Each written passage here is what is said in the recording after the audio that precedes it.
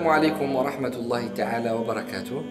Aujourd'hui, dans notre troisième épisode, toujours dans notre série qui concerne Al-Ahadith Al-Qudusiyya, je me permets de vous évoquer une histoire. Cette histoire, c'est l'histoire de Malik ibn Dinar.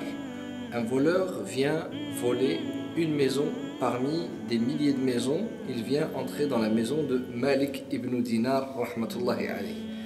Et quand il rentre, il trouve une maison d'une personne qui n'est pas attachée à ce bas monde et dans laquelle il n'y a rien du tout à voler.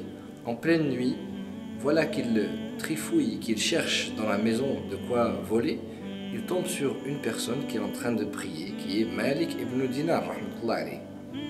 Et quand Malik ibn Dinar le croise, il lui dit: mais comment tu penses que tu vas partir et tu vas t'en aller de ma maison sans m'avoir salué? Il le salue tout d'abord. Et ensuite, il engage une conversation avec cette personne, et de fil en aiguille, et voilà qu'il l'invite à prier. Et ainsi, il lui ramène de l'eau pour pouvoir faire les ablutions, et ils font les ablutions ensemble, et ils prient ensemble, et ainsi Allah subhanahu wa ta'ala a descendu la guidée sur cette personne qui, au début, est venue avec une mauvaise intention. Il est venu pour voler une personne. Et quand les gens demandaient à Malik ibn Dinar, après avoir eu l'information que cette personne était un voleur, Malik ibn Dinar disait: Ja'a liyasriqana, il est venu pour nous voler, fasraqna, nous l'avons volé. Vous voyez ce schéma, c'est le schéma idéal de la guidée, c'est le schéma qui est répétitif de la guidée. C'est ainsi que la guidée, elle prend forme. On rencontre une cause, on rencontre une personne, on rencontre une situation, on rencontre une réflexion, un raisonnement. Et tout cela est en vérité une subsistance, rizq, une subsistance qui nous vient de notre Seigneur. Oui, car la guidée, al-hidayah, nous vient d'Allah subhanahu wa ta'ala.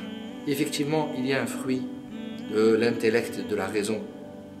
Il y faut aussi obligatoirement accompagner de cet effort de raisonnement qui en vérité lui-même est une subsistance, il y faut absolument la guidée qui nous provient de notre Seigneur subhanahu wa ta'ala.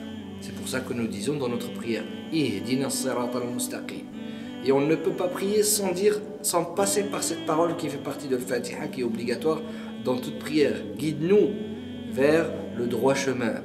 Ihdina as-sirata al-mustaqim. Wallahu yahdi man yasha'u ila sirata al-mustaqim. Et Allah guide qui il veut vers le droit chemin. C'est Allah qui guide.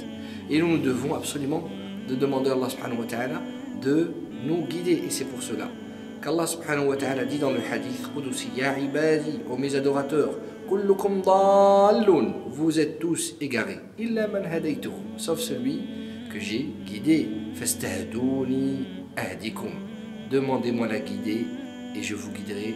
Walhamdulillahi rabbil alamin.